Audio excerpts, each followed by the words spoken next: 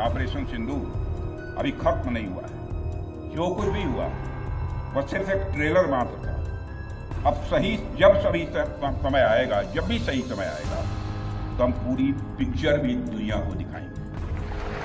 अब सवाल है कि ऑपरेशन सिंदूर पर जिस पिक्चर की बात रक्षा मंत्री राजनाथ सिंह ने की, क्या उसकी स्क्रिप्ट लिखी जा चुकी है?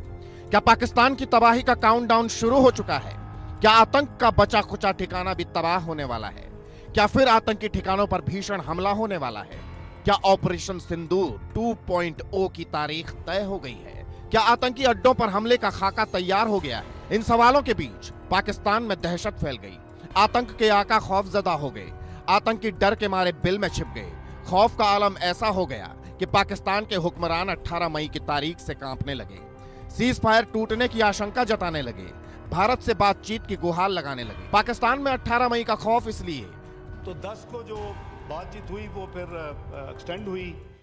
जो सीज फायर कर लें टेक्निकली बिटवीन द टू, वो 12 तक हुई। 12 को फिर बात हुई, फिर 14 थी, आज फिर हुई, अब 18 तक है। तो ऑब्वियसली अब वो चीज़ें हैं, ultimately it will go to the dialogue. अभी तो मिलिट्री टू मिलिट्री ये कम्युनिकेशंस हैं, तो obviously the political dialogue will take place. हल तो सारा मसाइल वहाँ होंगे, क्योंकि भारत पाक के बीच 18 मई तक युद्ध विराम है।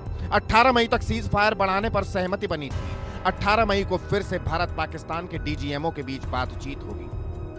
इसी बातचीत में तय होगा कि आगे सीज फायर कितने दिन के लिए बढ़ेगा। लेकिन पाकिस्तान के नेताओं को सीज फायर टूटने का डर सताने लगा। बिलावल भुट्टो ने एक इंटरव्यू के दौरान कहा, भारत की तरफ से जो बयान आ रहे हैं उससे हमें खतरा महसूस हो रहा है कि ये सीज फायर जारी नहीं रहेगा, ये टूट जाएगा, ये बहुत खतरनाक होगा। इस वक्त ये बड़ा इम्तिहान है। हालांकि भारत की तरफ से पहले ही साफ कर दिया गया है कि भारतीय सेना युद्ध विराम का उल्लंघन नहीं करेगी। लेकिन पाकिस्तान की ओर से कोई भी दुस्साहस हुआ तो अंजाम भीषण होगा, पाकिस्तान की बर्बादी की वजह बनेगा। हमने पाकिस्तान के आतंकी और सैन्य ठिकानों पर अपनी जवाबी कार्रवाई को अभी सिर्फ स्थगित किया है। आने वाले दिनों में हम पाकिस्तान के हर कदम को इस कसौटी पर मापेंगे कि वो क्या रवैया अपनाता है। पाकिस्तान के लिए संदेश साफ है कि आतंक के अड्डों को नष्ट करो, आतंकियों को संरक्षण देना बंद करो, आतंकियों को पालना पोषना बंद करो, नहीं तो बारूद की ढेर पर बैठे पाकिस्तान को भस्म होने से कोई बचा नहीं सकता।